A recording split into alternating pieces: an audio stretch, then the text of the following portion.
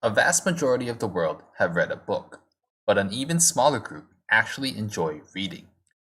And inside that group is a relatively large circle that also enjoys writing, which houses a very, very small group that are actually good at writing.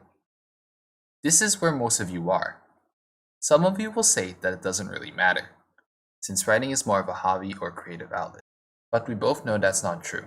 So I'll be giving you top tips to greatly improve your world building and storytelling, and make the stories you tell much more intriguing to your audience. Describe eyes as gemstones. In the real world, eyes are very intimate and can serve as windows for your emotion.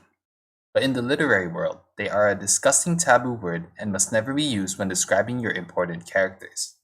You can use gemstones to describe your character's eyes instead, since they serve as metaphors and give your story more depth.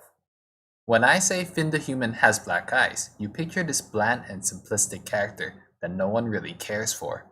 But when I say Finn the Human has big blue sapphires that reflect the serenity of 1,000 azure waves, you start to see a complex and nuanced character. A character that will make your audience invested and interested in their development. This also carries over to other body parts. It's much better for the audience to connect with your characters if you describe their entire appearance with metaphors. Use jargon. People tend to use the same words over and over again, and your readers might pick up on that. However, more experienced authors will use jargons that are specific to their setting. Whether it takes place in a spaceship or a secluded place in Costa Rica, there will be exclusive terminologies that will help confuse your audience under the guise of authenticity. Why say satellite when you can say advanced space transponder? Remember, the more confused your audience is, the more sophisticated your book is. An example can be seen in Dan Brown's Inferno, where the majority of the book takes place in Europe. So Mr. Brown decided to riddle his book with weird European architecture. This gives the book the illusion of complexity. Death as a metaphor. Death is an important plot device in storytelling and moves the story forward. When one of your characters inevitably dies, you must always describe death through a metaphor. Things like entering eternal slumber, or reaching a second darkness that no other returns from. Your true skill as a writer will show by how well you imply death without actually saying it.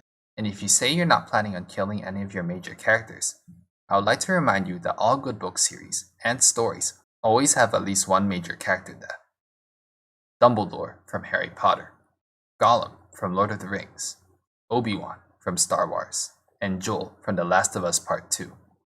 These deaths serve as pivotal moments for their respective series, and gives the author a free pass to force character development and world building. But if you still don't believe me, try to think of a good story that doesn't have a major character death. Child characters. At some point you will realize that your cast of characters are not relatable enough to your young audience. That's why you must introduce a child character, but give them the articulation and competency of an adult, so your impressionable audience can relate to them, and make them a minority as well.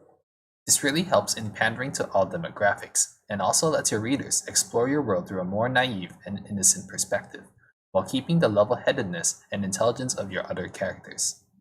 If people complain about it being unrealistic, just make your child character a genius, and most of the criticisms will go away.